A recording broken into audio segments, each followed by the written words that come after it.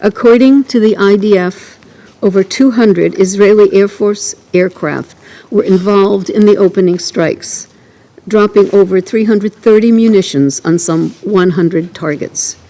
Multiple nuclear installations were struck, including in Natanz, one of the central sites of Iran's nuclear program. In a video message, Prime Minister Netanyahu said that Israeli forces also attacked Iran's ballistic missile capabilities and top Iranian nuclear scientists. He stated that the attacks were intended to ward off an existential threat, vowing that the battle would continue for, and I quote, as many days as it takes, end quote. The impact of these attacks has already been felt throughout the region, with neighboring countries closing their airspace and putting their security forces on high alert.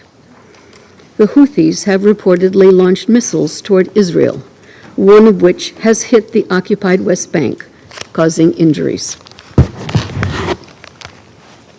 Many regional leaders have condemned the attack as a flagrant violation of international law and an escalation that is pushing the region toward more conflict and tension. According to Iran's state media and statements made by Iran's supreme leader today, at least 4 top Iranian generals and 3 leading nuclear scientists were killed. A number of civilians have also been reportedly killed and injured. The supreme leader has promised severe punishment, and I quote, for Israel.